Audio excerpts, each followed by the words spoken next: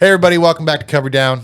Today we're gonna change things up a little bit and try something new. So stick around. Hope you enjoy this episode. It's gonna be a little bit more in depth with one of the biggest people in this organization. Roll the intro.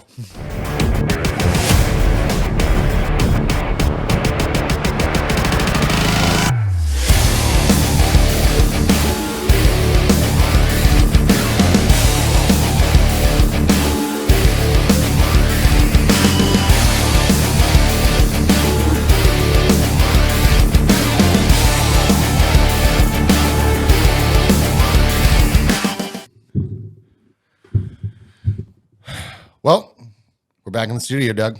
Love it. Yeah, it's I mean, the last time doing it over the internet was kind of cool. It was. It was relaxing. I was in my underwear the entire time. You know, Wait, you had pants on? we're supposed to wear pants for this?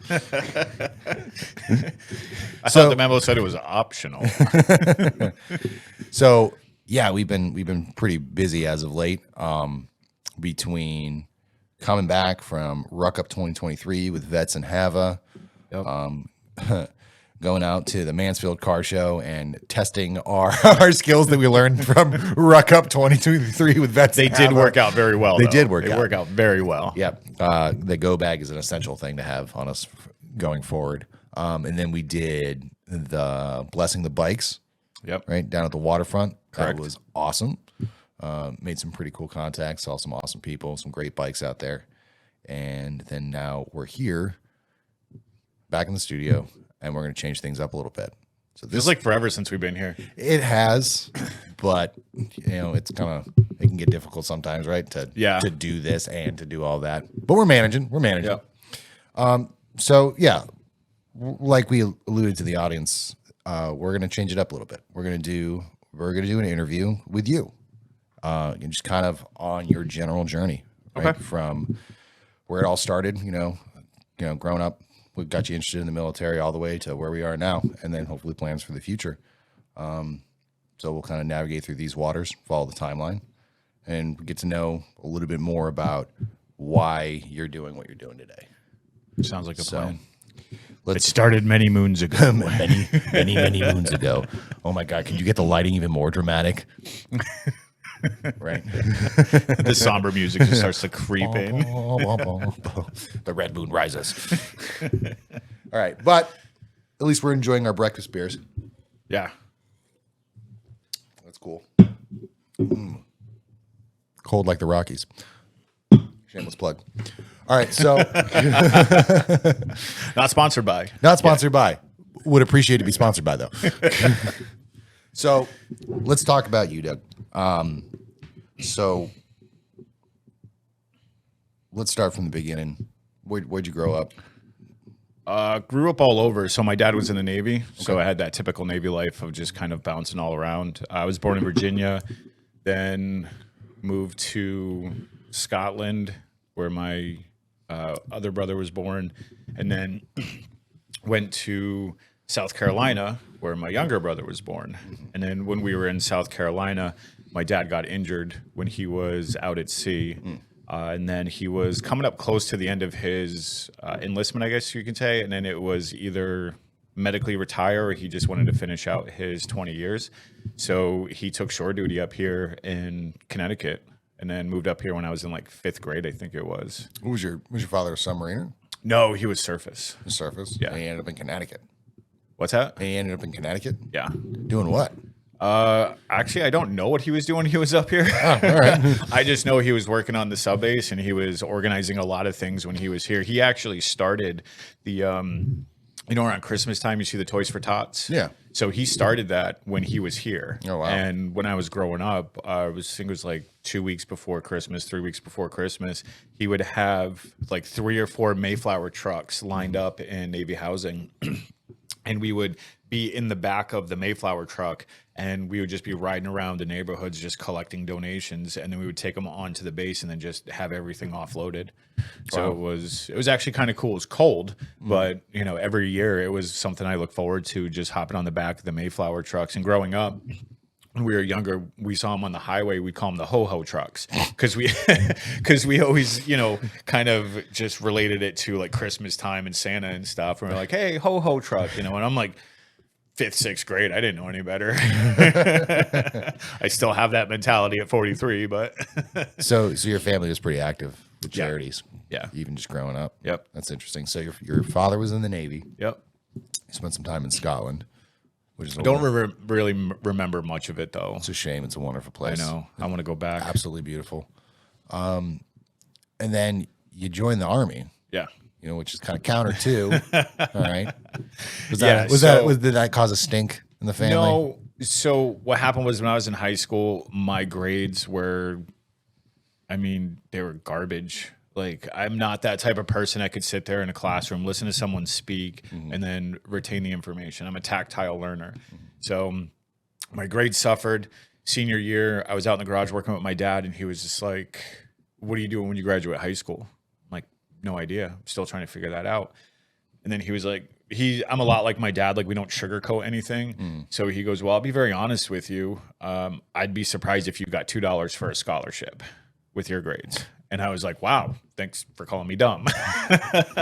But he was right. So the choices were, it was like take a year and a half off to kind of find my way or find a direction, or join the military. And I knew the military was always an option. It was just never one of those things that I was kind of like motivated about, but it was always there. But his only rule is that if I was thinking about the military, it was to talk to every single branch and not just pick one. He was like, I want you to get all the information from all the branches and make a sound decision. Yep. He also did say, if you join the Navy, that would be kind of cool. Yeah. And I'm like, yeah, it would. But also at the same time, I've lived that life and I kind of wanted my own adventure. So I went and talked to the recruiters. You got that typical recruiter rhetoric where it was like you walk in and you talk to the Navy recruiter, and he's like, yeah, if you join the Navy, we can get you in as a culinary arts specialist, and then as soon as you graduate, your training, you become a Navy SEAL. So I'm like, Culinary great, so I can be SEAL. slaying hash browns and then slaying bodies on the side. Like, this is awesome, right? Just operating hash browns. Yeah. So I talked to every branch, and then when I walked into the Army recruiter's office, there was this female recruiter who walked up, and she was like, so you're thinking about joining the Army? I'm like, I don't know. I'm still trying to decide. And she goes, good. She goes, can I be honest with you? And I was like, yeah, I'm hoping you will be. And she goes, military sucks. And I went, Wow, that's a rarity, an honest recruiter. and I just looked at her and I was like, are you serious? She goes, military sucks. You're going to be asked to do stuff you don't understand. You're going to be told to do stuff you don't understand. You're going to be put on missions or whatever that just make absolutely no sense. And the way they're going to tell you to do it makes no sense. She says, but at the end of the day, it's going to line you up for the rest of your life, and it's going to set you up for success, and no matter what you do. And I was like, wow, okay. That's kind of like the brutal, honest truth. So the saying of you're going to do a lot of things that make no sense to you at the time was just, you're like, oh, that's fine. Yeah. Everything I do makes no sense right now. Yeah, like school made no sense to me, and it was like I had to be there, right? It just, to me, the stuff that we were learning in school, some of it just didn't line up with what I believed in, what I thought. So again, it just made sense to me at that point. And the fact that she literally was standing there saying, military sucks. And basically not trying to sell me on the idea of these pipe dreams and these, fancy Call of Duty jobs or whatever it is. She was just honest with me. So took the ASVAB. I'll be honest, I really didn't score that high on it. Again, I'm not like a book learner type person. I'm more tactile, more like mechanic wise.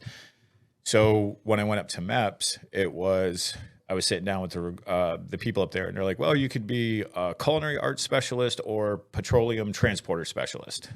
I was like, so when I get out, if I sign, I can either work at Burger King or the Mobil station. And he was like, well, not necessarily, and I was like, nope, if there's nothing in mechanics, I don't want it. I'm not going to sign. So after about an hour of them kind of trying to sell me on the deal, I was like, no, if anything, I want mechanics. I grew up in the garage with my dad. I was always turning a wrench with my dad. It was something I was familiar with. something in the area that I was comfortable in, and that was it.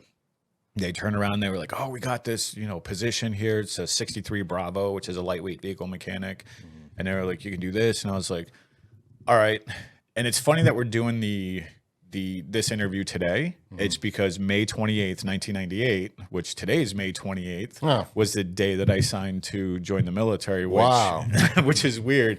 But it's also funny because it's my mom's birthday. So I was up at MEPS before I left. She's like, don't do anything dumb. And I'm like, all right, love you, Mom.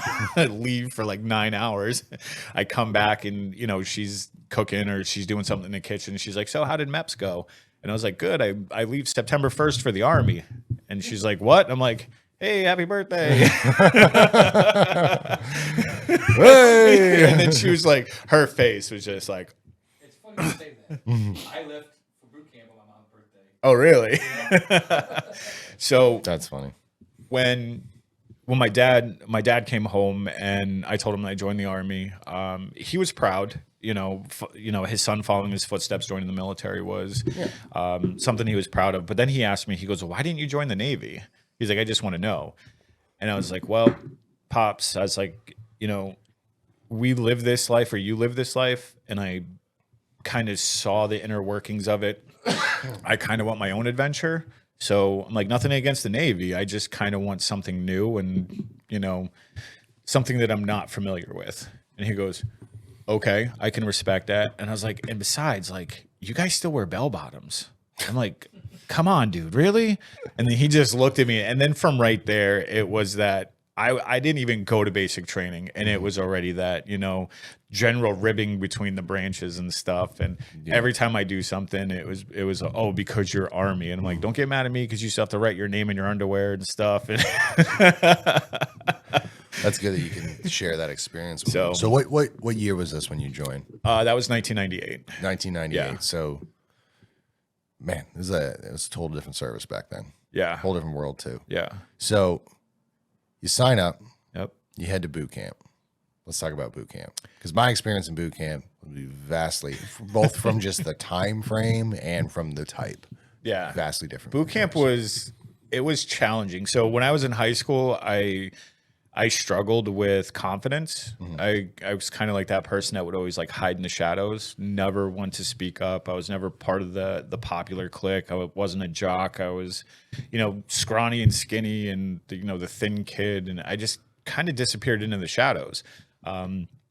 So never really had that confidence that I could do anything. And then going to basic training, it was, I already felt low on the totem pole and they broke you down even lower.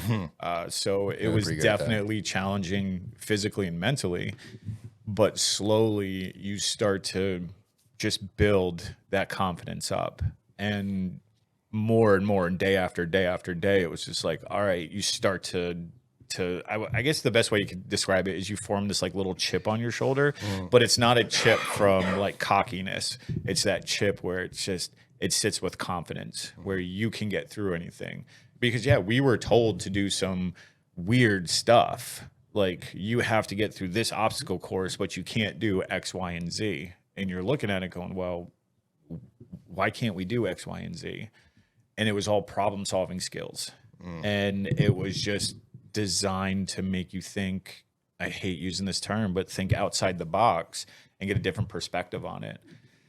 And once I kind of tapped into that, it was basic training got easier.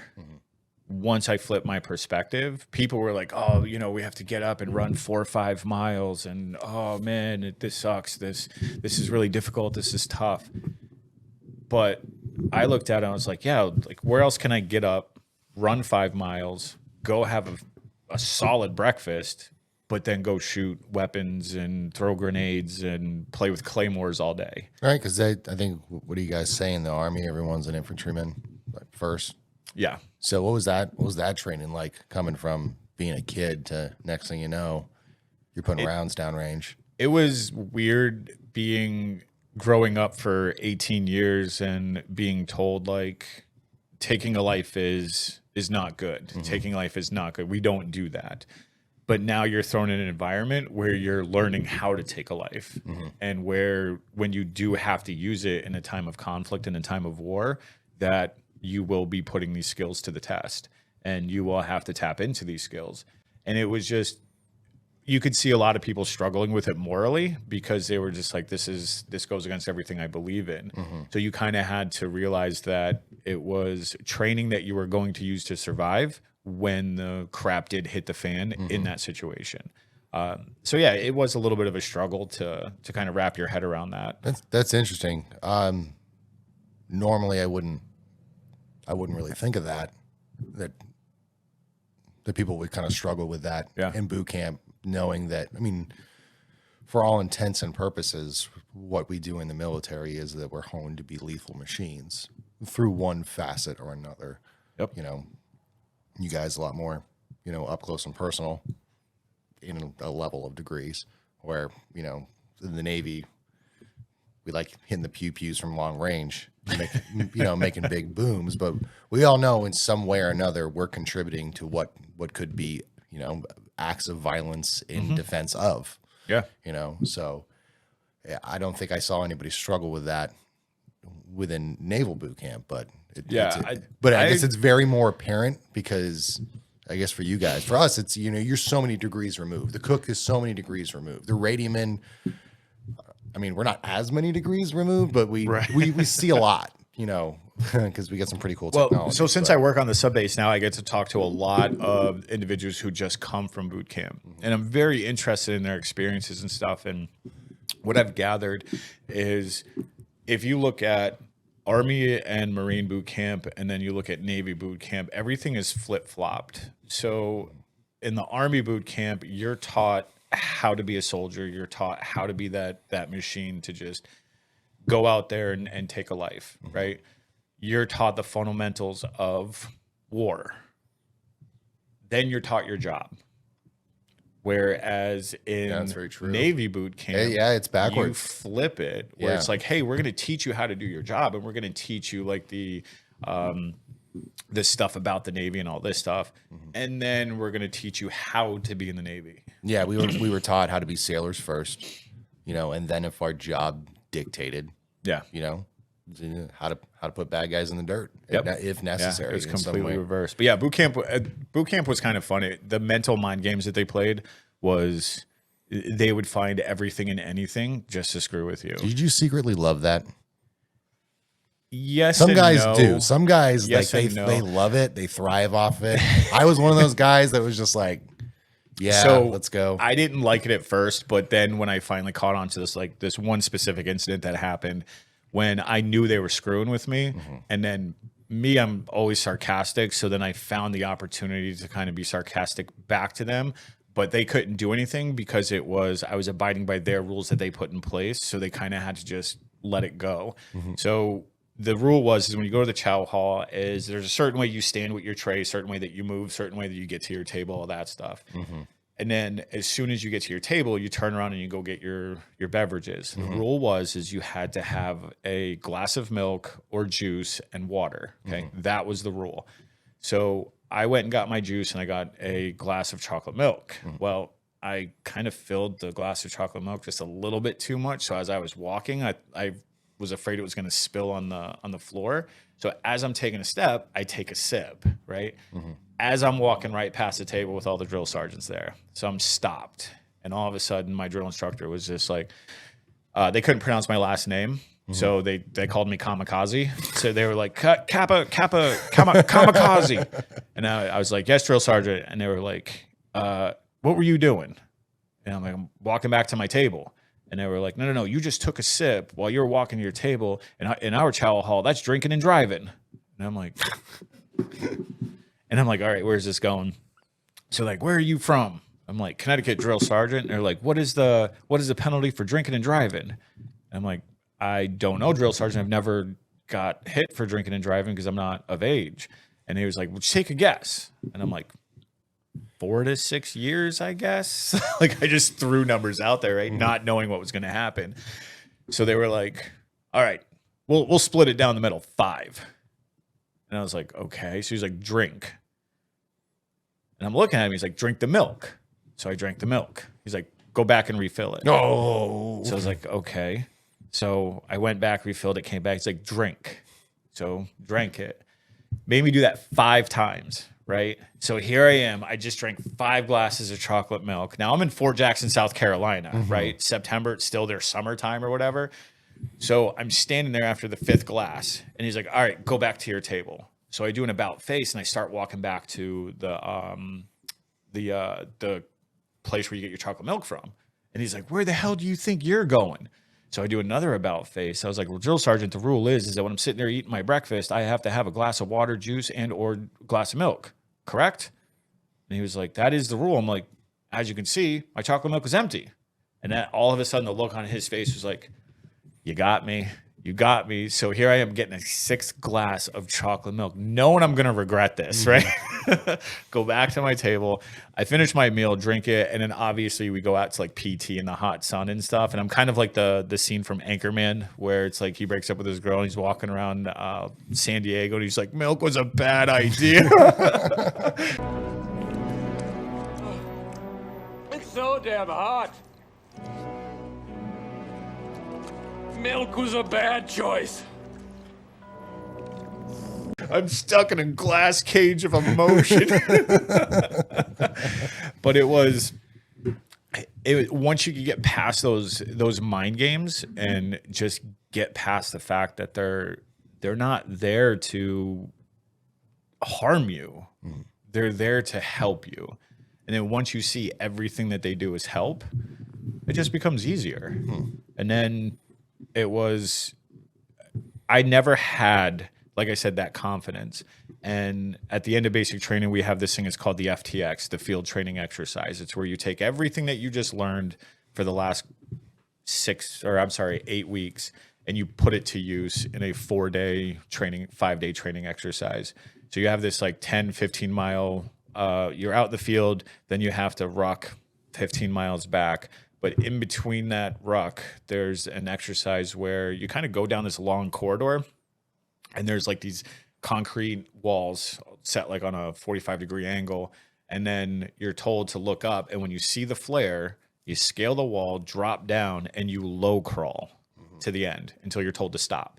This felt like you're low crawling for like 10 football fields. Wow. The entire time you're low crawling, they're shooting rounds over your head. They're like having like simulation explosions and stuff. They're screaming at you over bullhorns. There's loudspeakers. They're creating mass confusion. Is this in the dark? Yeah. Because Wow. you see tracer rounds too. And you see like little fires and stuff like that. This is to create mass confusion and to just basically have you like take everything that you've learned and then put it to use right then and there. How did some guys react to that? There were some people that froze, and some people that, it took them longer than most to get through it, but everyone got through it. And then you grab your stuff and then you finish that ruck back. And by the time we get back, it's like 4 a.m. We're going on a couple hours of sleep. During the hike back, you have a simulation attack. So you have to basically like come off of the road, drop down, protect the people around you, stuff like that. And there was people like nodding off, they're falling asleep. So you have to look out for the people to your left and to your right. And then as soon as you come back to the barracks, they have this like bonfire going. And that is the moment that you are called a soldier. That is the moment that you develop that confidence. And it was right there. It was kind of like that little tiny burning ember of confidence. That's when it sparked. That's when it was just like, Nice. And it was after that, it was like, yeah, I can get through pretty much anything at this point. Yeah, I think Nick and I did something in a similar fashion. I won't go into details about it because supposedly we're still not supposed to talk about that training test that we do. But either way, it was meant to simulate about as real life scenarios as possible. Yep. Cause mass confusion. Yeah. Do you felt like when the onset of that, do you feel like you maybe like froze for a moment, then reacted, or were you one of those guys that when that happens, you seem to become even more focused?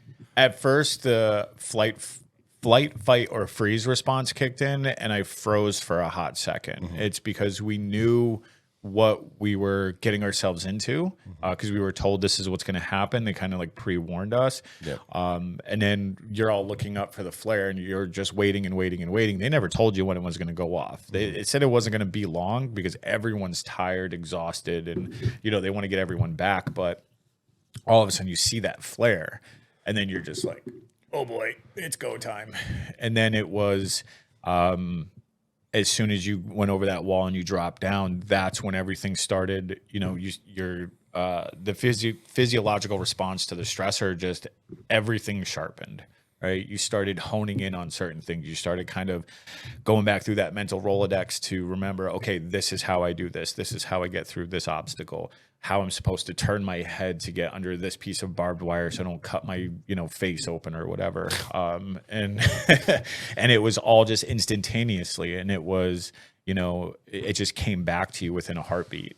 And then next thing you know, you're low crawling and you just kind of get like thumped on the top of the Kevlar and they're like, all right, you can stop crawling. And next thing you know, you're done that evolution. Yeah. And you can get up and you got mud and sand in places you never knew existed, and you're just like, all right, let's grab our stuff and finish this. Yeah, that's a very different experience than what we would receive in the Navy, because you guys are taught to fight the enemy. Yeah.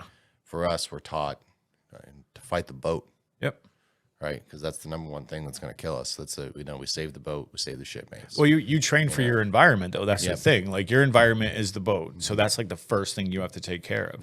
Our environment is the field. Yep. Our environment is out there in front of or around or near the enemy. So we have to train and be prepared for that environment. So it's not.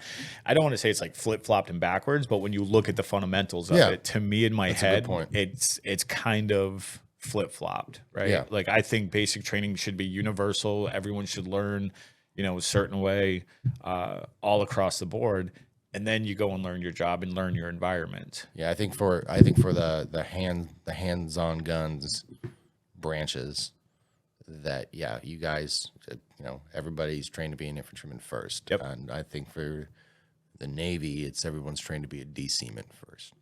Yeah. Right, because we got a shell around us. Yep. So we get hit, what's that causing? Fire, flooding, every type of casualty you can think of. We got to be able to combat that while also delivering medical aid if necessary.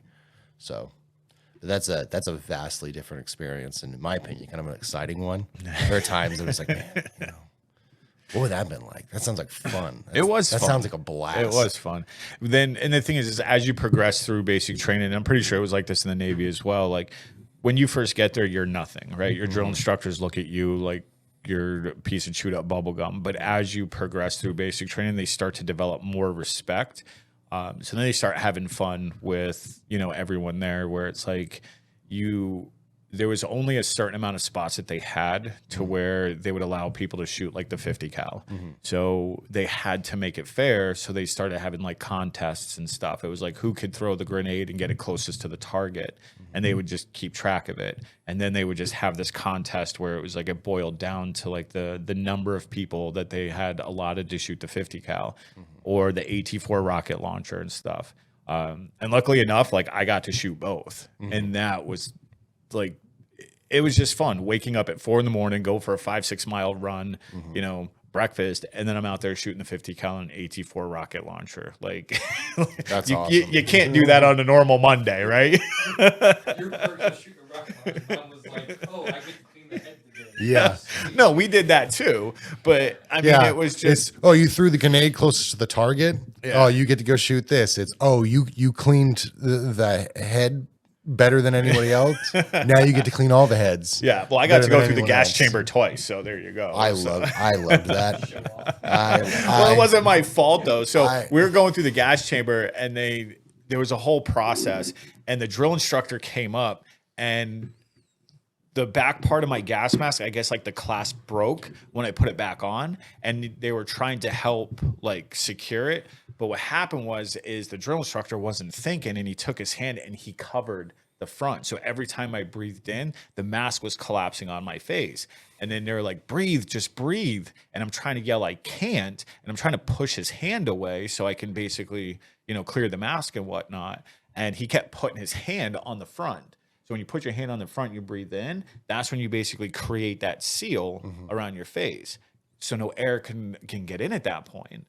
So I kept pushing them out. So they finally grabbed me and throw me out, and they were like, "He never completed the gas chamber," and I was like, "Okay." So they're like, "You go in with that squad." I'm like, "Son of a." So I had to go through it all over again. So I'm standing there with the squad. I got snot dripping everywhere. I'm trying to fix the gas mask, and they're like, "How bad was it?" And I'm looking like I just got face planted a 50-pound bag of cut up onions. I'm like, "Oh, it's not that bad." Yeah, it's a total different experience. I think they didn't call them gas chambers. I think they called them confidence chambers, something like that.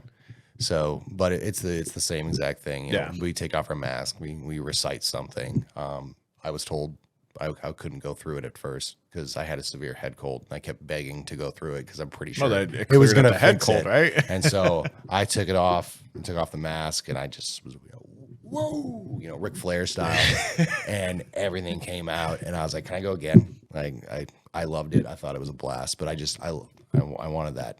My question for you is, what was your first night like? So for me, I'll give you my example, is that I was told by my father, you're going to get there. They always time it so you get there in the middle of the night. All right, you're going to go through all of the things you have to go through. People are screaming at you to put the stupid chain together, drop down, get naked, put your tighty whities on, do this, do that, and you're just going to be exhausted. And then finally, you're going to hit the rack. He's like, don't even go to sleep. He's like, because about 2 hours later, they're going to come in. They're going to. You got 2 hours? Yeah, something like that. I don't know. They're Did you guys stay at the Marriott? I guess so, right? It's not the Air Force. Do you have somebody come up with like, hello, it's time to wake up? No, so he said that because the moment you shut your eyes, they're going to come in and a trash can's going to get hurled. Yep. And so I laid there like this, just waiting. And I was so excited. For some reason, I was excited about that. Yeah. I wanted them to come in and just be the brutal boot camp that I imagined. Now, unfortunately, I didn't get that. It was probably one of the easiest experiences that I had while I was in the Navy. I think we got a total of like a half hour. We did get in the middle of the night, and then you immediately start the in processing. You go through that yelling, clear the bag. You can't have this. Get rid of your contraband. All this other type of stuff. Once that was cleared out, and they were sort of done with you, it was like, all right, here's your rack. This is where you're sleeping. And I think it was like 3:30 in the morning when we finally got there. And next thing you know, at 4:30 in the morning, they're in there just raising hell.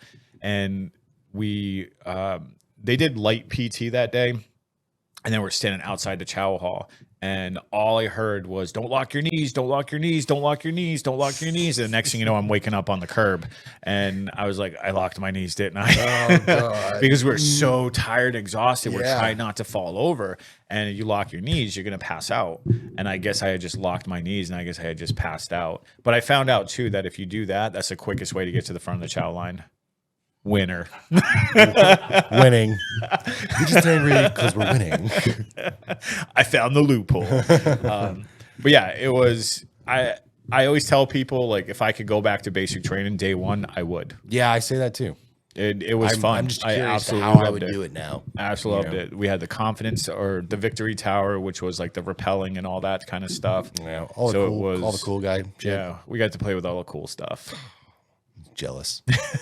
I'm jealous, that's for sure. Yep. So you graduate boot camp. Yep. We're in the latter part of the 90s. All right. What's your first station you go to? So I'm up in I was part of the 883rd Medical Company, Combat Stress. Mm-hmm. So the unit that I was with was filled with all the psychiatrists and psychologists, the head doctors. Mm-hmm. And I was part of the headquarters unit. So I was at the time I wasn't the lead mechanic, but I was part of like supply, the cooks, the generator mechanics and all that. And we were attached to the 804th Medical Brigade. Mm-hmm. So I wound up doing what was Active Guard Reserve. Mm-hmm. So it's a component of the reserve unit, which you show up, it's like a 9-to-5 job. Mm-hmm. And you still drill with them on the weekends, and you still do your 2 weeks a year and stuff like that, because our motor sergeant got leveled to a different unit that was deploying. Mm-hmm. So I just wound up doing that. So I was up in Massachusetts a lot. So how does that work? So for the Navy, we're pretty cut and dry. All right. So you join, you go to boot camp, and the first thing you do is you go to your A school. Yep. All right. Yeah, you go to what's called as your AIT, yeah, so- Advanced Individual Training. You go to your A school, and then once you're done, you've been trained in your rate. The first thing you do, I think, for the majority of everybody in the Navy, is you go to a seagoing command, right? So you go to a boat or ship of some fashion, right? Then you do sea duty, shore duty, sea duty, shore duty, sea duty, shore duty, for as long as you're in. So how does it work with you guys? You guys don't really have sea and shore. There's a number of ways that you could do it. So if you go like active duty Army, then you do like your boot camp, your AIT, and then you go to your command, your station, duty station, whatever you want to call it, whether it's overseas or in the States. If you're Reserve or National Guard, then what you do is you go to your actual reporting unit. So I started out in the Reserve component. And then when my motor sergeant got cross-leveled, there was that spot for AGR because I was going to go active duty. So I didn't know if I was going to stay in because I was like, well, I don't know if the military is for me. So I'm just going to, I guess, try it out, I guess you can call it. But I loved it. It was, I guess you could say, like I found my place. So when the opportunity to do AGR was there, I took that opportunity, and I basically just became the lead mechanic or lead motor sergeant for. At the time, I wasn't the sergeant, but basically the lead motor sergeant for that unit, and just took care of all the vehicles and stuff. And that led into 2 deployments, and yeah, taking care of a lot. So we get through 2001, September hits. Yep. You're how old? I can tell you how old I was. I was in 8th grade watching this stuff on TV. But you're in a totally different position than me. So I was like 21, I think it was. Yeah, 21. yeah, I mean, world changes. What's going through your head at that point in time? My first initial reaction is when it happened. I remember hearing, "Hey, World Trade Center got hit," and I was like, "Okay." And then I heard, "Oh, the second tower fell," and I turned around and I was like, "How many towers are there?" And immediately, as soon as the second tower fell, like my phone went off, and they're like, "Hey, we're not, being deployed, but we're on standby." So just know that. So like, all right, cool. So at the time, again, we were a combat stress unit. So we are the unit or the main component. So combat stress unit. Quickly explain what that is. I'm not quite following. So basically, it was a unit that specialized in like the mental health component. Okay. So we would. We didn't get deployed in 2001. We were pulled off standby because there really wasn't I don't want to say a need for it, but in 2003, that's when they saw a need for it, because that's when we saw a lot of people getting just like mentally affected from the war and stuff, or from being over there. So they deployed our unit. We landed in Camp Arifjay in Kuwait. And then I did multiple trips into Iraq. I spent a lot of time taking trips up to the enemy prisoner of war camp and dealing with that. Then in 2003, we were there when the war initially started. And then there was a situation where there was a Marine unit that went into some part of Iraq, and they were going through some like cemetery or something, and the insurgents were hiding like behind the tombstones, and they were hiding like in the area. Wow. And when the Marine unit came in to basically kind of go through to get to the town, the insurgents popped up and took out a lot of the Marines. The survivors of that were greatly affected. And this is when combat stress units were basically kind of just popping up all over the place. This is where combat stress units were like, okay, we need more of these. So a combat stress unit is a place where everybody can go do work, but kind of decompress and work on themselves. Yeah. Thing. So in the Navy, we have somewhat similar things, but they're commands that they happen just to be pushed to there. I think in Virginia, Marmac was one of them, which is with a Mid-Atlantic region center, whatever. I don't remember what it was called. I worked there at one point in time. Yeah. Where it's all technical stuff. So we're doing all the repairs for the boats. I was there, and we had guys there for, you know, the typical, you know, medical stuff like myself, all right, where we're going through lots of physical therapy, so it's not conducive to the schedule of the boat. And then people also just dealing with other issues. For me, for some reason, they wanted to put me in the 25 millimeter gun shop. I mean, which I had zero complaints over. I thought that was awesome. And then it was actually learned some pretty useful skills for myself. Why they wouldn't put me 50 feet down the hall in the mast and antenna shop for submarines, I have no idea. But they're like, you're an electronic technician on submarines. You know all kinds of stuff. I'm like, whoa, buddy. Oh, it's not as good as you think. But so they stand up these units for basically guys to be able to continue to contribute, but take a break from the combat. Yeah, so it was basically, if you take a look, so we were part of the 804th Medical Brigade.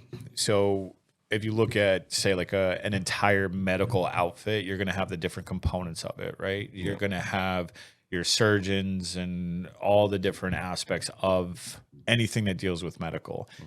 But then you also have to have that mental health side, the licensed clinical social worker side of it, to where someone can come in and get that help for dealing with the stressors and, you know, dealing with PTSD and stuff like that.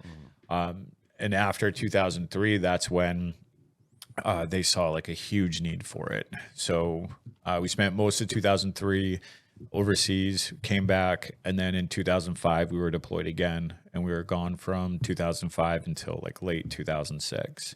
And that's when I spent my base, I guess you can call it, was LSA Anaconda, or Balad Air Base, but it was nicknamed Mortaritaville because every single day you got mortared. It was to the point where it was like 10 o'clock in the morning. If you didn't get mortared at least twice, we were like, are they sick? Did somebody call in sick today? Like, should we go check on them? Is it a holiday? Right. So, I mean, it was one of those things where it's like, hey, welcome to Mortaritaville. And it was expected. So did multiple trips to places all over Iraq, spent a lot of time in Baghdad, repairing vehicles and convoys on the back of a Chinook or in the back of a Black Hawk. So that was actually kind of fun. Wow. So were you revved up to go for your first deployment, or are you apprehensive about it? A little bit of both. Yeah. A little bit Some of both. some guys get revved up. I remember sitting in Toulon and we're getting the word about Libya. And, you know, captain says, don't go more than a mile. Yeah. I don't think anybody went more than 50 feet. You know, Yeah. we were ready to go, but it's a different story for us. Yeah, there was a lot of people who, when we got the orders for deployment, they were distraught and they were like, I just joined for the college. I just joined for the education. And I'm like, you joined for the wrong reason then. That's an unfortunate thing. Part of me was like, okay, I'm now getting to put my skill set and what I learned and what I was trained for, potentially put it to use. I'm doing what I signed up for. So that part was like, to me, I kind of fulfilled my contract at that point. Yeah. It was tough though. You did what a soldier was supposed to do. Yeah. 22, 23 years old, you know, I'm being flown into a war zone, and it was, you know, the war hadn't started yet, but still, like, you landed in Kuwait and then you have your weapon and they're passing out magazines. And they passed me one. They're like, you need to sit at the front of the bus. And I'm like, why? And they're like, well, because if the bus gets attacked, you need to protect it. And I'm 22, 23 years old. And I'm like, oh, okay. All right. You know, and it was at that point where it's like, now it's time to grow up. Right. So I had to grow up really, really fast. How much, I mean, so this is, I mean, like you said, 2003. Yep. Pushing a little past that. If my math is correct, there's not a whole lot of Desert Storm guys left. So how much combat experience is in there amongst your guys? Not a lot. Yeah. That could be a nerve-wracking thing. I know for Nick and I, when we get to a new boat, we turn around and all the faces look pretty young. And we're like, oh, There was that's a little nerve-wracking. There was a couple, but there wasn't a lot. It wasn't a lot. There was maybe less than a handful, but yeah, it was still very nerve-wracking, you know, just, and that was the thing. It was like, you had to, they didn't ask you if you remembered your training. It was, here's the magazine. You are now going to do this job. And they walk away. No. And it was like, okay, then you had to have that confidence in you. So it was very difficult, you know, being that young and still learning how to deal with stressors, because, you know, we deal with stressors through our prefrontal cortex, and in males, it doesn't fully develop until we're 28. Yeah. So at 22, 23 years old, I'm still trying to learn how to deal with the stresses of life. I'm still considered a baby in some sense. And here I am being thrown into the situation. I'm like, all right, now it's time to buck up. Let's go. So thrown into so many different situations. Had we started deploying reserve yet at that Yeah. point in time? Yeah. That must have been a hell of an experience. Yep. Working with some of those guys that It wasn't I bad. can only imagine, because, you know, I met some of the guys in the reserves that, you know, they're all for it. Go do what you got to do and everything. And then some that, for a lot of the same reasons, you know, I joined for college. Well, look at it this joined way. for this. The Reserve and National Guard, like, I know a lot of people will kind of crap on them and they kind of give them a lot of, you know, gruff about stuff. But if you peel back the layers of the onion, these people train, 1 weekend a month, 2 weeks a year, but their stuff has to be squared away. Yeah. They have to be ready to go at a moment's notice. So they have to be organized. Their time management has to be on point. They have to know their stuff, and they have to be very proficient in it. Because whether they deal with it in their civilian lives or they're, you know, when they're not drilling and stuff. So if it's something that they only deal with in the military, they have to be a subject matter expert in it to basically deal with it 1 weekend a month and then come back the next month and deal with it. And in a moment's notice, be like, okay, you're being deployed. Now you're doing it full time. So they have to be very proficient in their field. So yeah, they will get a lot of garbage for it, but at the same time, I have a lot of respect. Yeah, that's actually, you know, I'm happy you said that. Because from what I understand too, a lot of the reserve components are former active duty guys. Yeah. I've just There's a lot of people who will. Yeah, I still like the benefits and stuff, and doing cool guy shit's still fun. Yeah. But I want to spend some more time with the family. Yeah, exactly. So, I mean, that's good to know, because you always, I mean, I'll be honest, we always had the worry of being like, oh, how well are these guys getting trained? You know, what are we sending them to with 1 weekend a month, 2 weeks out of the year?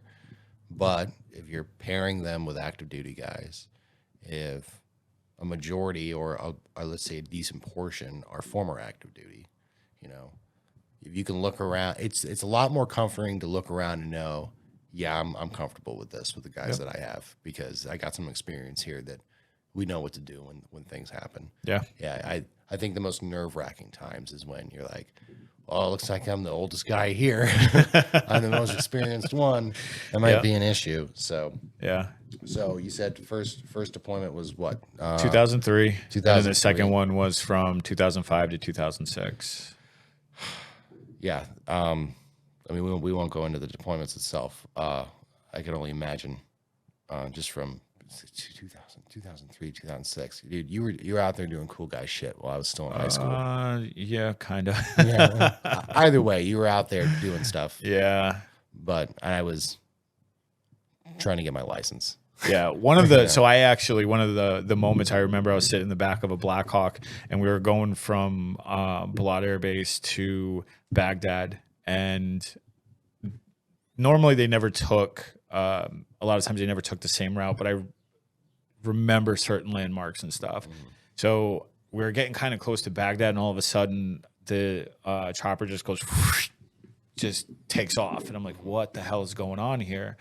Well, it turns out that the helicopter needed to provide like support or something, and like every time you took off, you'd always fly over a certain area, and the door gunners would sit there and they'd have targets, and they would basically just lay down some rounds just to basically, you know, make sure their weapons were firing correctly. So we're sitting there and we're hovering over a part of Iraq, and we're just sitting there hovering, and they're providing support for the troops on the ground. And I'm sitting there and I'm like, man, I'm like 25, 26 years old. Like, I'm not even 30 yet. And I'm here doing this. Like, this is life-changing experience. At that moment, I was like, yep, I'm going to re-enlist. Yeah. Like, this is the moment that I'm going to re-enlist. I'm going to make a career out of this. I had a buddy in the reserve who felt the same way. He said, you never feel more like a badass when you're in the back of a helicopter flying at dawn over the mountains of Afghanistan. He's like, the only thing that was missing was Creedence Clearwater Revival. And I was like, well, you know, I would have to say the most badass thing was when we we had to do a mission where we dropped supplies at these different air bases. And since I was also cross-trained as a combat lifesaver, which is basically just a quick reaction medic, I got to go on this mission and just be there in case anything happened. But I also helped in the supply drop mission where it was, we'd get up and we'd help push the pallets off the back of the Chinook. And it was the coolest thing because we're at night flying, the back of the Chinook is open and we're sitting there, and we're strapped in, we're all, secured in and whatnot. And all of a sudden I see the guy next to me, he goes like this, and then he leans over and he yells, "Hold on." So I'm like, okay. So I just To what? like what? So I'm like holding on to the straps like this. And then all of a sudden, like the thing just kind of dips to the side, like very aggressively. And then the Chinook in back of us, all you see is just the flares just coming out. And I'm just like, that is the most badass thing I've ever seen. Were those chafing flares? Yeah. Wow. Yeah. It was just the coolest thing I've ever seen. Just sitting there and just like, we're banking like this. So I'm like that looking up, and all you see is just the flares just like. That was the just Chinook coming out. behind you guys. Yeah. That was doing that. Yeah. And they do that for what reason?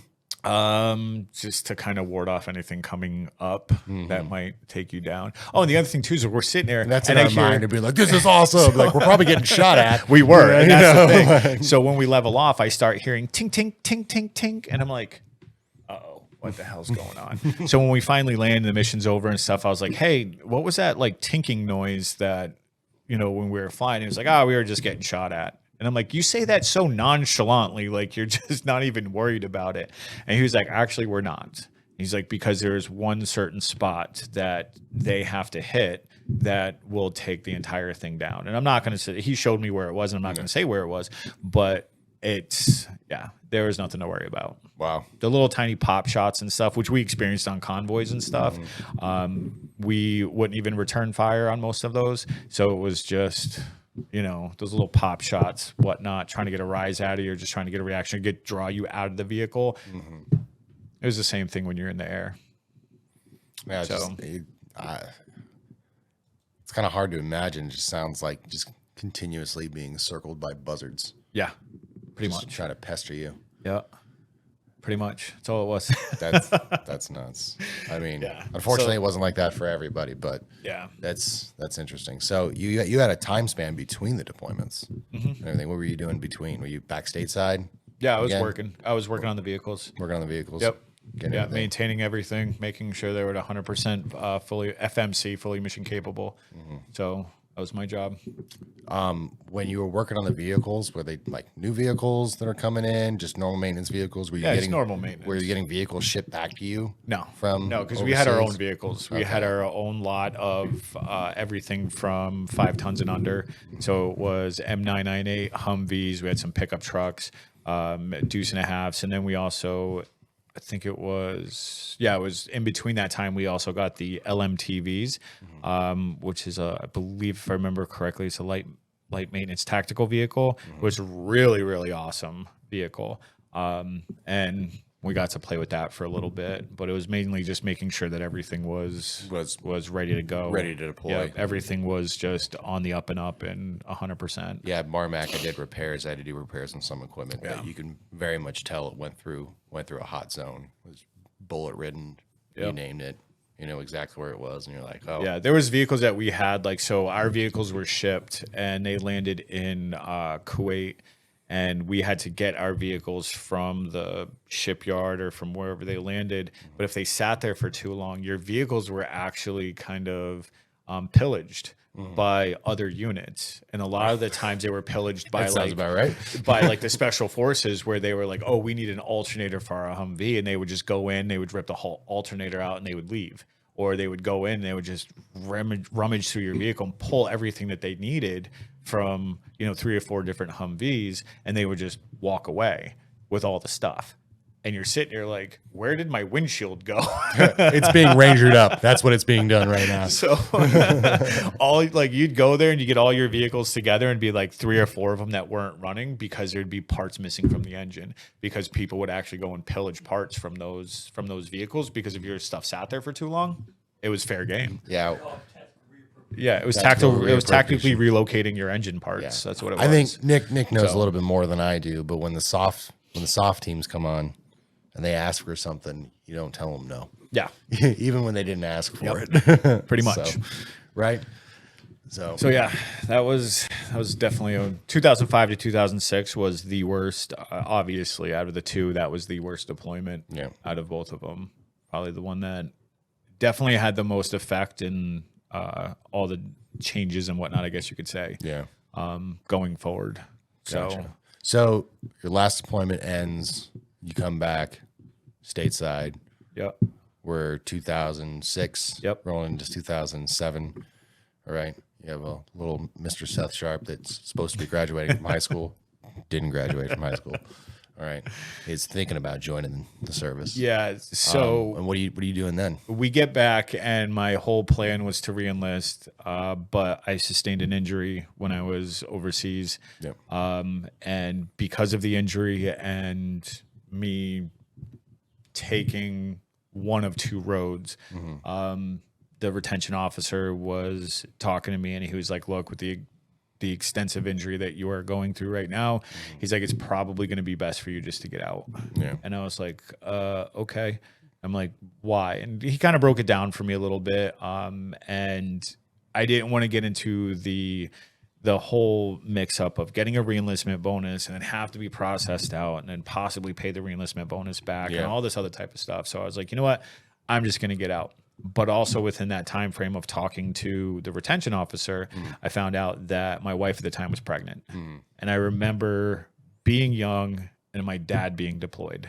And I was like, I don't want to put my kid through that. That's rough. I remember needing my dad and needing to talk to him and wanting him there and him not. And it just killed me that I didn't have that. And I didn't want to put my child through that. So I was like, all right, I'm going to get out. So May of 2007 is when I got out. So May 2007, you're getting out after your last deployment, coming back.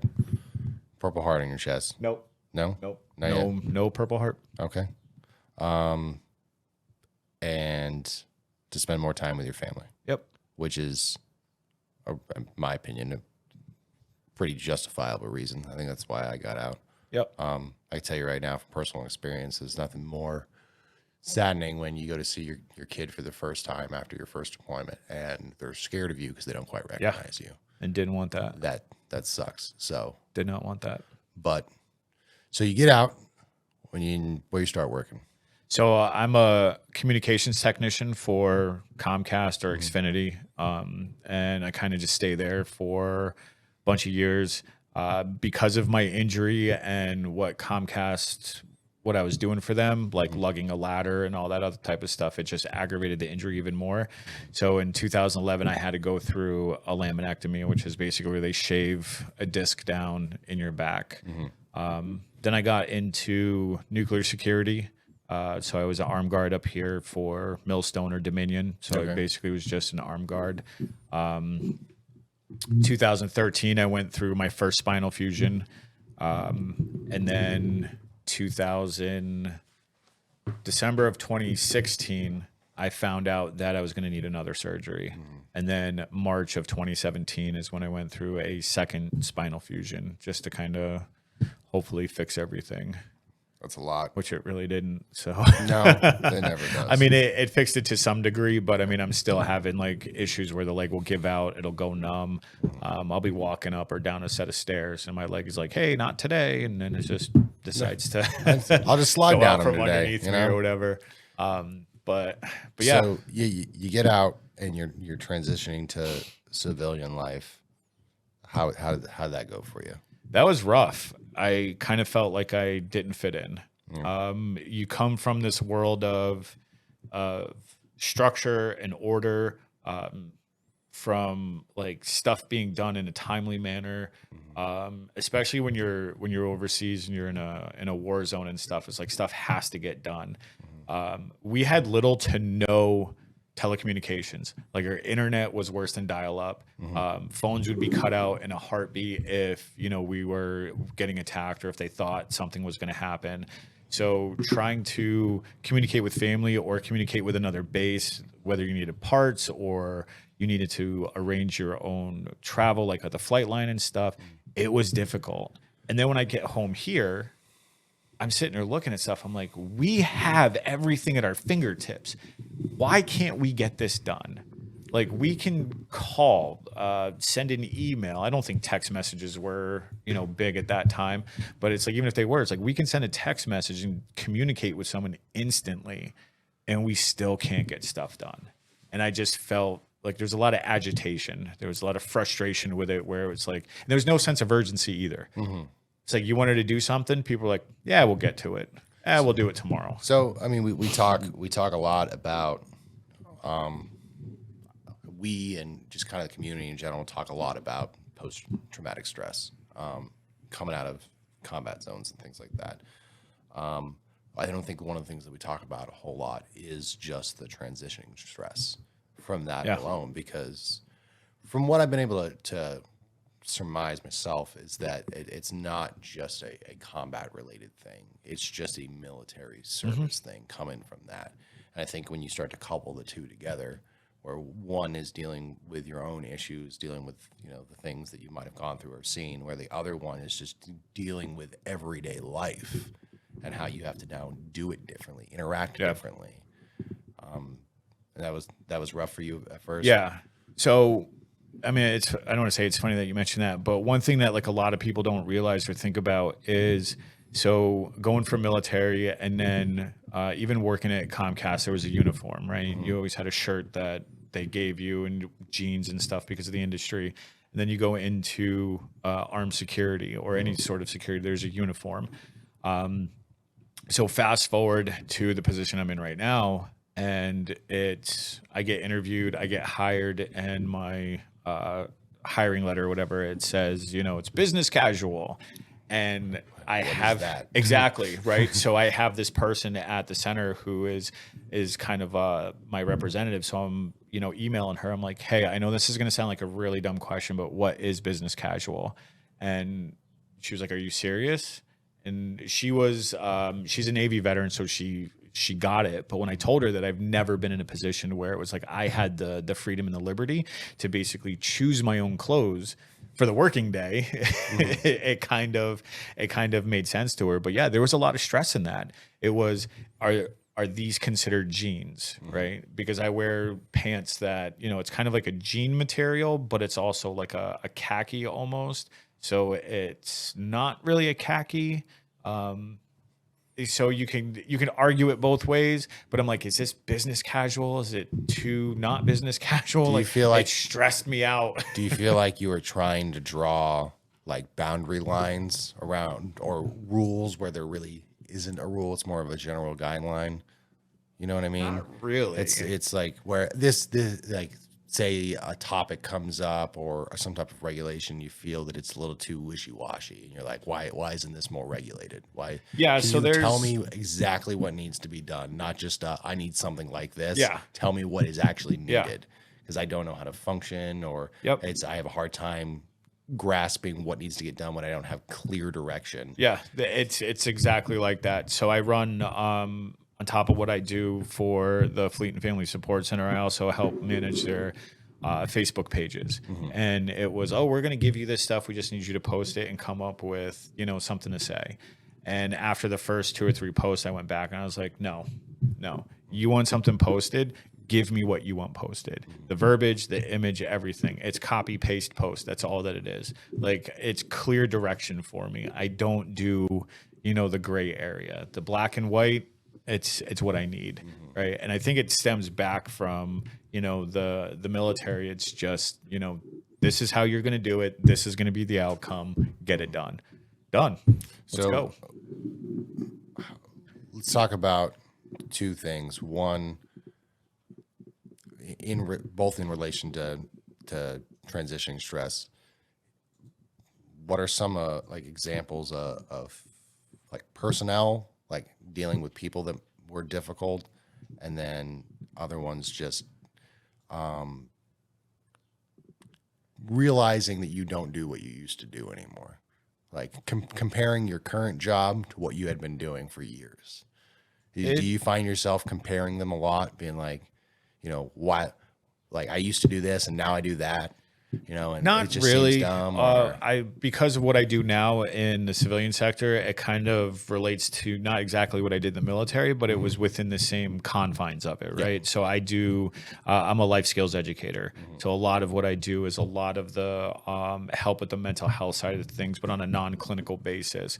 But when it comes to my work ethic, I see a lot of my work ethic stem from the military, right? Like my time management skills are on point. I'm cranking out stuff that where they're looking at it and they're like, we've never had this before in this type of, in your program before. I'm like, well, why not? It's easy. And they're just like, we just never had it. And then I realized it's because of the way that I structured everything. It's like I have a schedule, I have a structure, a timeline for everything, and everything just runs like clockwork. To where, I mean, Nick has seen it. He comes into my office and he sees my whiteboard that's filled with dates and times, and everything just rolls right into the next. And it's little missions that I have set up all throughout that base. And that's all that it is. It's little tiny missions that I just complete. Gotcha. So you never found yourself, whether it be the current job or the previous civilian jobs before that, being like, man, like 5 years ago I was hanging out the back of a C-17. No. Now I'm sitting at this friggin' desk. no. That didn't hit you? Wow. I mean, it might have, but also at the same time, I look at the past as something that just lined me up for what I'm doing currently. I turn the past into a learning experience and don't really dwell on it too much. I made that decision. I made that choice. I can't change that decision or choice now. So why am I going to sit there and look back 5 years and go, man, I was doing this 5 years ago, right? But also, too, at the same time, 5 years ago, I wasn't projecting 5 years ahead going, I'm going to do this because I don't want to be sitting at a desk, right? So I don't really harp on that. Why do you think too that much. bothers some guys? I can tell you right now, for me, it was just like, shit, 5 years ago, I was doing some pretty awesome, cool stuff that I'll never be able to talk about. Yeah. And now I'm dealing with this every day, and it drives me insane. I still do that. I think to it's this day. because it's just the adrenaline. It's, a lot of people will sit there and look at it, and what they were doing 5 years ago was fun. There was that adrenaline rush. There was the hit of the dopamine and all that stuff. But now what they're doing, and they saw maybe direct results from it too, right? Also, too, let's not forget, in the military, we're a very integral part of a very strong chain, okay? So if you break, there's a link in that chain. Yeah, you can kind of be replaced with somebody else. There could be a team of 10 mechanics, right? I have a special skill set within that mechanic team that I can get done. So even though if I call in sick or if I'm out down and broken or whatever, there's still some element of that chain that's affected. We can't say that about the civilian side. Civilian side, we see a lot of it where it's just like if somebody's down and out and broken, it's like, oh, they'll take care of it when they get back, or we'll just find someone to fill their spot. They're replaceable. And a lot of people get that feeling where it's just like that. So that's a great segue into the other part of that question is, how did you do first dealing with civilian counterparts that have no military experience other than be like, yeah, I knew a guy who served once, or like my uncle might have served, like it's a really good example. It's, well, when is this project, or when is this piece of work going to be done? Oh, well, so-and-so's on vacation right now. It'll be done when they get back. Yeah. Well, why doesn't anybody else know how to do that job? Why do we have single points of failure? You can't change it, and that's the thing. It's like that if someone ever like drive you insane or get to you? It does, but also at the same time, it's if I can't change it, why am I going to stress about it? That's where a lot of people get hung up. It's they try to, or they stress about stuff that they can't change, and that just eats at them, and that just takes away time and energy. So if you can't change a stressor, or if you can't change a policy or a procedure or something the way that's going to be done, if you directly cannot change it, why am I going to stress about it? I mean, I hate to overspeak, but I came to the conclusion years ago that we always said, if you can change something, then why freak out about it? Why stress, right? Because you have the power to change it. Yeah. And if you can't change something, then why stress out? Because there's nothing you can do about it anyways. But yet still, even knowing that and trying to live by that and coming to that conclusion myself years ago, still to this day, you think it might be just of what's just been so permanently ingrained into us to how we operate that it just rubs us the wrong way. Yeah. Like, Yeah, we've been taught. I'm impressed with guys like if it's like yourself, like you say, they can kind of just push past that. That's impressive to me. Well, a lot of people they've been brought up to learn that stress is bad. That stress is going to put them in an early grave. That if they stress about stuff a lot, that it's just going to it's going to kill them early. But I take stress and I use it as a motivator because I'll put it immediately if something stresses me out, I'll put it in one of two categories. Can I control it? Can I not control it? If I can't control that stressor, then I let it go. Right? I don't deal with it because I'm not going to use my time and energy on something that I'm going to have no direct effect on. If I can have some direct effect on it, then the energy that I would use stressing about it, I'm going to put it into changing it. If I can directly change that stressor, then I'm going to change it. And then that's it. I come across a stressor. It's that fork in the road. Can I change it? Nope. Okay. And whatever. I'm not going to worry about it. It has no effect on me whatsoever. And I'm just going to let it go. So you, correct me if I'm wrong. You're saying that basically you looked back on your time in service as a period of growth, Yeah. to help you where you are now, Yeah. as opposed to the complete dismantling of identity Yep. and everything else. So I'll sum it up this way. Everyone will always ask that question, and it'll come up a lot of times in conversation with people. And it's like, if you can go back in your life and change one thing, what would it be? And my direct answer is nothing. I would not change one single thing, Yeah, I think I because agree with everything that I have done up until this point has brought me to exactly where I want to be, and my level of happiness and comfort and everything that I'm doing right now. It has brought me to this point. Yeah, I've stumbled, I've failed, I've smacked my face on the pavement a couple of times, but it was all a learning experience. I can't go back and change the past, so I'm not going to worry about it. I can't change the future, so I'm not going to worry about it. What I do right now will affect the future, and it'll affect certain aspects of it, but I don't know what's going to happen. So I'm just going to concentrate on the current moment. Do you ever find yourself trying to continuously relive the glory days? No, No? because I want to focus on the present. Wow, that's impressive. Because if I focus too much on the past, then I can't sit there and focus on our mission and within the organization. I can't focus on my time with my kid, or I can't focus on my time with Allison and stuff, because I'm too hung up on the past and too hung up on the glory days and the what could have been and what I did. And that's not fair to them, because that's robbing them of the time that I have with them currently. So why am I going to do it? It just doesn't make any sense to me. That's, wow. It's Friggin' deep. I like that. Wow. That's, man, I learned something right there. Shit. Oh my God. All right. So let's move into the Guardians. So what drew you to help in this community? So helping, well, I mean, I want to say this, but really yours. So there was at one time, because of PTSD, TBI, all this other type of stuff, I was at like a low point, and I found it was because I didn't have a mission, right? Going back, Army, we have a mission, we completed, we fulfilled, go to the next mission. Come back to civilian life, I kind of felt like I didn't have a mission. So I was like, all right, I kind of need to find something. Wasn't really actively looking. So through my sister-in-law, I met an individual by the name of Brent Walker. He's Army, I'm Army. We connected, just started talking, and he was like, "Hey, I have this organization." He's like, I kind of took a year off to kind of reorganize and restructure things and how I want to do it. He's like, "But what I do is I do a motorcycle run every year, and I donate the proceeds to the Wounded Warrior Project." And I'm like, "Okay, that's kind of cool." Right. Seems legit. I grew up in the motorcycle community, so immediately that spoke to me because of my mom and dad. So he was like, "Do you want to get involved?" And I'm like, "Yeah, just you have my contact information." So it was around September, October of 2015. He contacted me. He's like, "Hey, we're having a meeting. This is the direction that we're going to go with the organization." So he went from helping Wounded Warrior Project to going right into the combat wounded veteran community, because he's a Purple Heart recipient. He wanted to help his community directly. Awesome demographic, right? You're targeting a certain demographic. That's perfect. So 2015, I joined as just a normal volunteer, helping with parking cars, Facebook posts, selling T-shirts, all that other type of stuff.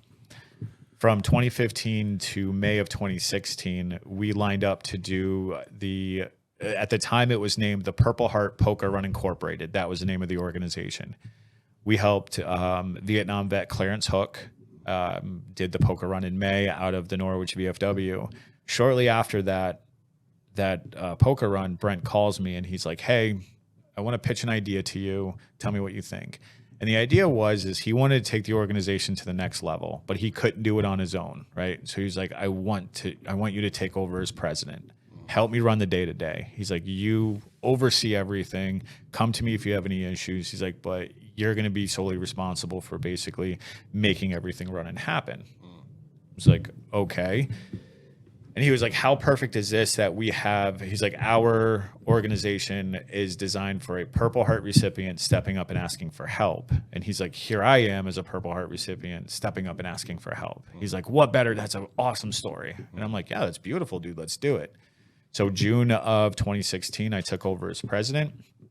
And then from June of 2016 into June of 2017, we were helping Afghan vet Connor Beck. And we were hitting the ground hard. Like we were just hitting it really hard with advertising and stuff. We found out right around the holidays that the Purple Heart Poker Run Incorporated did not work for an organization name. And here's why. If I put out an event in December as the Purple Heart Poker Run Incorporated, people are going to think it's a motorcycle run, right? Snowmobile run. And we ran into that, okay? So I came to the organization. I was like, all right, guys, look, we need a name. We need a name for the organization. And on top of that, we need a logo. There was a little bit of resistance. There was a little bit of pushback. We don't need to change the name. And I'm like, look, we do need to change the name. It's because of X, Y, Z. I'm like, look, let's try it. If it doesn't work, then we'll go back. There's no harm in it. It's basically rebranding an organization. That's all that it is. So we were sitting down and it was the team and we're kind of like, what do we do? And through conversation, somebody was like, we're kind of like the guardian angels of the Purple Heart. And I'm like, yeah, we are. I'm like, that would be a great name, but that is a mouthful. So then someone was like, what about Guardians of the Purple Heart? And I'm like, ooh, that's gold. Yeah. So we did a quick Google search. Nothing came up. Nothing came up on any of the socials, Facebook, Instagram, Twitter, nothing like that. So we immediately secured it. We had a logo which was more left and right and not so not so up and down. Yeah, the wings were more splayed out. Yeah, the wings were more splayed out, but we found it didn't really work for merch. So we had it redesigned into what people see now. And then it was from 2016 to 2017 when I was at the basically at the helm running things and implementing so many different ideas. Look at you using Navy terminology. I know. I'm all inclusive, right? So seeing the progression and seeing the dramatic effect that we had on one individual, it was like, this is it. This is what I need to do. March of 2017 is when I went in for my last back surgery. During that time frame that I was recovering, I spent a lot of time working for the organization, doing meetings, phone calls, text messages. I slowly saw the progression of like us gaining more traction. Then I was like, this is where this is where I need to be. I need to be doing something like this full time, right? I went and got interviewed for the Homeless Hospitality Center for the Veterans Community over in New London. During the interview, the guy goes, where'd you get your degree from? I'm like, I don't have a degree. Like, this is just talking to people. This is networking. He's like, well, there's no way you can do this without a degree. He's like, we'll call you. I'm like, yep, that's the thanks. But no thanks. So finally, I got the thanks but no thanks email. I got really, really upset. And then finally, it was like, I remember saying, you want a degree? Fine, I'll get you a degree. Hold my beer.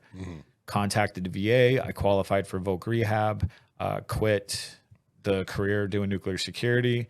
And January of 2018, I went to started Three Rivers Community College. And from January of 2018 to December of 21, was a full-time college student getting my degree in industrial organizational psychology, so I could take with a minor in communications. So everything that I could learn there, just filtered it right back into the organization and used it for the progression of being able to help the veteran community. And it's just having that mission every single day, waking up knowing that today is going to be the day that we're going to change somebody's life, or today is going to be the day that somebody is going to wake up and go, I need help. And then I'm going to be able to turn around and go, Seth, Nick, Lindsay, like, guys, this is who we have to help today. And then all of a sudden, what's going to happen? You guys are immediately going to spring into action and take care of this individual. And being able to have that mission every single day and change that person's life, it changes your life in the end. What do you think being a part of an organization like Guardians specifically does for you, though? Does it scratch that itch of needing to do something? I can't really put it into words. I mean, you mentioned in the beginning, like, always giving back and being part of charities has been in my blood since I was young. Because, like I said, my dad did the whole Toys for Tots thing, so it's always been ingrained in me. So it's one of those things where it feels right. You know, a lot of times you get the veterans will say, I feel like a missing puzzle piece when I come back, right? I feel like I don't fit in this industry, in this community, in this organization. I finally feel like I fit. And I finally feel like, so I'm a firm believer that we're put on this earth for one mission. It's up to us to find that mission, right? We have to dig deep and we have to figure out where our mission lies. I'm kind of a firm believer that this was what I was put on this earth for. Like, this is my mission and this is what I'm going to do. Yeah, a lot of guys will say, or kind of have the feeling that it's not as much the result as is the process that helps them, right? It's I can't sit here. I can't do this same thing every day over and over and over again. Like, I work in manufacturing. Yeah. I look at the guys on my floor and I'm just like, I couldn't do that. I don't know how y'all do it. Like, it looks so much harder to me than to be up here managing everything all at once. But I think a lot of guys, it's literally just the process that I need something to do. I have this switch that is turned on. The knob was broke off years ago. I don't know how to shut it off. Yeah. You got to give me something to do. Yep. Or I am going to go crazy. Yeah. And I think for a lot of guys, things like this is what kind of soothes that, or what gives them it's a healthy outlet for that. Yeah. As and opposed I think to also think too dopamine is chasing, self-medication, anything else like that. one of the other defining moments was for me is when I was sitting there. I took our 2017 recipient, Connor Beck. Him and I went fishing over at Bluff Point, and we were sitting there and we weren't catching anything. It was just that moment of just two veterans just sitting there having a moment and just talking and being with each other. And he turns around and he was just like, I'm going to be honest with you. He's like, if it wasn't for you and your organization, he's like, I wouldn't be here today. He's like, I was on the verge of giving up. He's like, but you guys gave me that hope to keep fighting. You guys gave me that fire back to get my life back on track, to be there for my family and be there for my fiance or my girlfriend or whatever. And it was that moment where it was like, we are doing really good things for this community. We're doing really good things for people. And we all know the 22 a day. And we're very familiar with the 22 a day. And we want to bring that number down to a solid 0. And we know it's never going to happen. But if we can help someone from becoming a statistic, then that's monumental. And in that moment, he said, you saved me from becoming a statistic.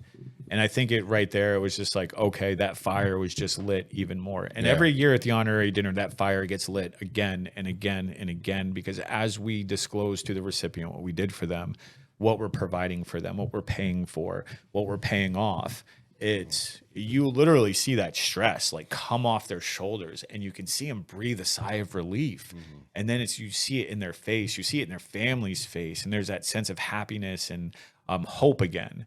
And then you get that fire back in you, and the dinner ends. And then what do we do at the dinner? We're like, all right, let's recycle it. Let's find another one. Right. Right. Workups for the next appointment. Let's we're go. exhausted. We're tired. We're drained. We just spent an entire year planning and executing and hosting this dinner that boils down to a 20-minute speech, which boils down to a 5-minute reveal of what we're doing for one individual or two individuals.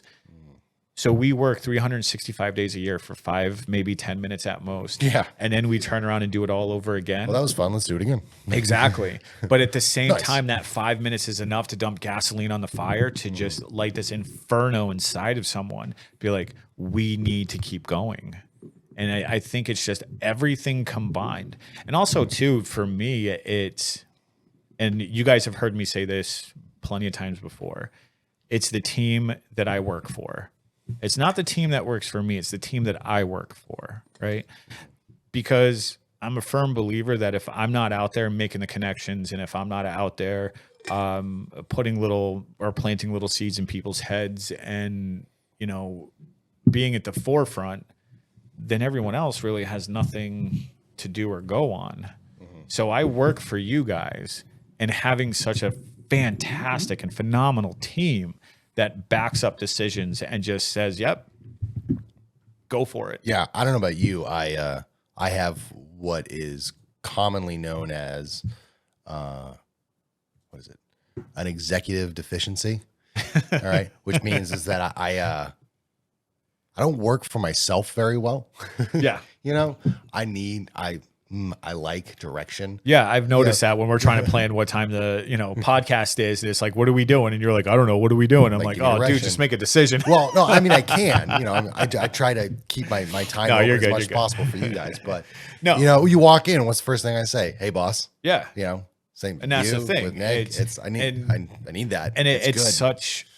It's rewarding because I was president for 7 years, and for the longest time, I heard every single year when it would come to the fiscal year voting and someone had the opportunity to step up and take over a role as president, I'd have no objections if somebody wanted to step in and put their ideas in play. But every single year it was like, no, you're not leaving this spot. We like what you're doing. You're doing a fantastic job. And I'm like, it's not me. It's you guys. You guys are the ones driving this train. Like, I'm just out there giving you direction. You guys are executing everything. So yeah, it's the team. Do you feel like your time with the Guardians has kind of helped with some of those past issues from your time in the service and your deployments and everything like that? Like working for something positive, something good, putting that same drive and energy that you had while you were in the service, doing this, and it helps kind of just round you out, make you better. Yeah, solve because some I bring problems. a lot of the past stuff that I've been through into the leadership aspect of being at the forefront of this organization. It's day one of AIT, that was our class was our drill sergeant's first class, and he said, I'm a firm believer in I lead by the power of example and not the example of power. And that's always stuck since, like, what was it, 1999? Like, that's been in my brain since 1999, and I live by that. It's because, like, I will lead by the power of example, and then you guys will turn around and do the same exact thing. In the chats, we're sitting there like, well, what are we going to do about this? And then what do I always reply with? We're not going to worry about that right now because we can't foresee the future. If that happens, we're going to deal with it in the moment. Oh, well, this happened the other day. Doesn't matter. That's yesterday. We're just going to let it be, and we're going to learn from it, right? So a lot of the stuff that happened in the military and whatnot, I do bring to the leadership aspect of this organization. I'm talking more in reverse, though. How so? Does the organization and what you do with, the Guardians of the Purple Heart and general helping the community help relieve some of the holdovers from your service, from your What do you mean by deployments? holdovers? And some of the issues that you might have to deal with on a day-to-day basis after leaving. Does it help? Does it? It does and it drive and doesn't, because focus? a lot of times too, like, I have to have those conversations with certain people about their time in the service and how they got injured and stuff. So I have to relive moments with individuals. Yeah, there's moments I where never I thought want to about that. forget, and there's things that I try not to recall myself, and then talking to them, I have to relive certain moments. So it's a constant reminder of, what happened, or, someone can turn around, like someone who's from like Iraq or Kuwait, they could say, that smell, and I know exactly what they're talking about, that sound or that sight. And I know exactly what they're talking about. And it's that certain things that you try to forget that are constantly brought up. Wow. But at the same time, it does help drive that mission where it's like, hey, I know how we can help with this. Like, I deal with the same thing. This is how I deal with it. It might not work for you, but let's give it a shot. Maybe introduce them to the organization and get them involved. And it does help. It does help being in this organization to, get involved and whatnot. But yeah, reliving those moments.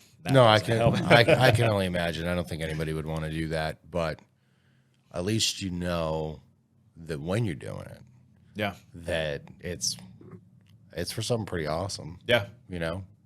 I think like we had talked about before, one of the best things about this is that we get the same process. We get the same, mission mentality, but we just get to choose what the mission is. Yep. So Exactly. that's pretty awesome. Yeah. So we've gone through quite a few years. All right. We'll leave with the future. Okay. What are your plans? For you as an individual, and then maybe, for the organization, without relaying secrets. Like, we got some pretty awesome stuff planned coming up here. Yeah, just for the show. So for the organization, my mission is to have our logo be as recognizable as Wounded Warrior Project. Wounded Warrior Project, you can take the words out of it and just post the silhouette, and people know exactly who they are. They know exactly what they do. They know their mission statement and how to get a hold of them. I want to be at that level where we could just plaster our medallion and wings without the words, and then people are like, that's Guardians of the Purple Heart. This is what they do. And I want to be known on that national, global level to where what our mission is and what we do. Personally, I don't know. I'm just going to take it one day at a time because I don't know what's going to happen tomorrow. I don't know what's going to happen when I pull out of the studio driveway or whatever. So I'm not going to stress about it. Yeah, when you pull out of the Nagatomi Plaza parking lot, because that's where we are. I'm going to live in the moment. I'm going to have fun with it. And there was a couple of times where I almost didn't make it home. I have a picture, I can bring it up and show you, where I'm standing next to my Humvee, and right where I'd be sitting, there's like a bullet hole in the glass.